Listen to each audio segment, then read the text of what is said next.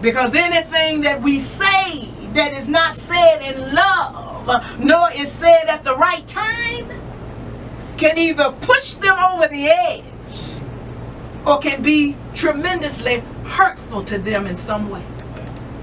For reckless words pierce like a sword, but the tongue of the wise brings healing, as per Proverbs 12:18 from the NIV Bible. Therefore, since death and life are in the power of the tongue, as per Proverbs 18:21 from the King James Bible, we as believers should then let no corrupting talk come out of our mouths, but only such as is good for building up as fits the occasions, that it may give grace to those who hear, in accordance with Ephesians 4:29 from the Gateway Bible.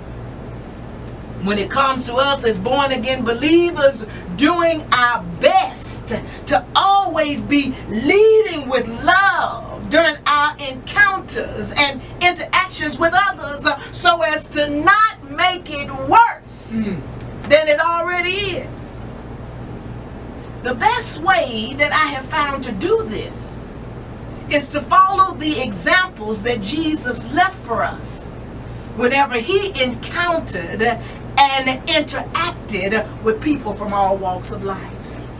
Seeing how he always had a way while he was living here on earth of making things much better for them. Well, no matter what they were facing. Preacher. Like with the woman in John 8:1-18 in the King James Bible who was caught in adultery. For when the scribes and Pharisees brought unto him a woman taken in adultery, and when they had set her in the midst, they say unto him, Master, this woman was taken in adultery in the very act. Come on. Now Moses in the law commanded us, such should be stoned. But what sayest thou?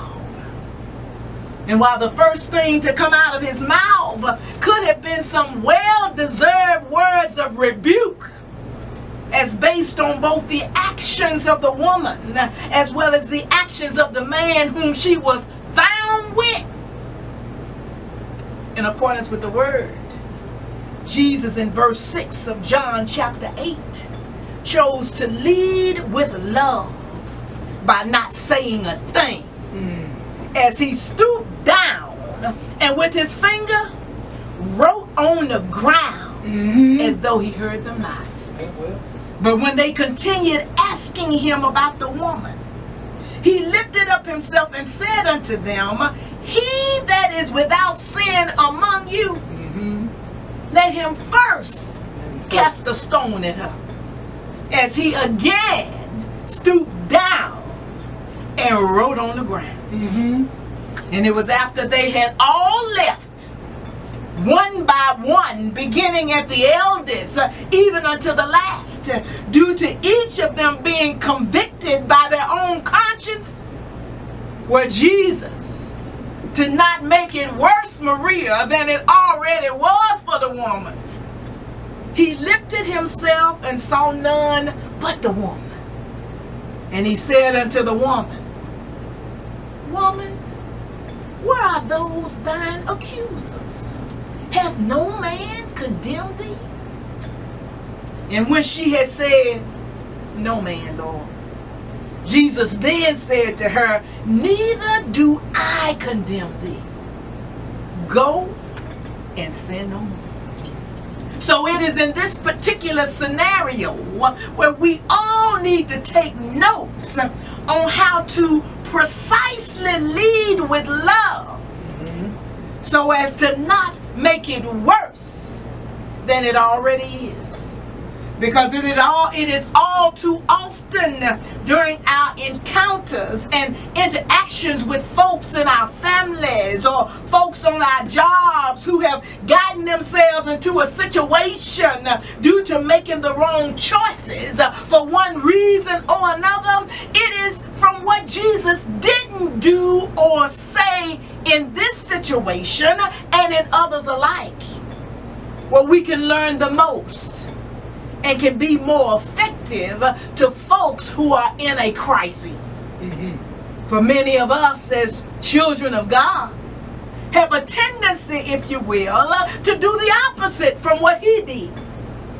Because many of us, when faced with a situation, with us not being swift to hear, slow to speak, and slow to anger, as per James 1:19, we oftentimes rush to try and help them out by throwing in our 2 cents and giving them our unsolicited opinions or advice. Instead of us speaking with new tongues by being still, being prayerful, and being encouraging, or just being there for them without judgment of any kind. What's more, when it comes to us following the many examples that Jesus left for us to follow, whenever we interact with others who may be in some serious kind of situation, so as to not make it worse than it already is for them. It is in John 4:1-25, where we again can see Jesus leading with love so as to not make it worse than it already is, as he talked to a woman who, just like the woman that was caught in adultery, she too did not know her true worth in Christ Jesus. For when Jesus was on a must-needs mission to go through Samaria, it was as he was making his journey from Judea to Galilee, as per verse 3, instead of avoiding it like all the other Jews would do by crossing the Jordan and then traveling on the east side. It was during his stop at a town in Samaria called Sychar, that is located near the plot of ground that Jacob had given to his son Joseph. This is where Jesus decided to strategically position himself right next to Jacob's well in order to take his rest.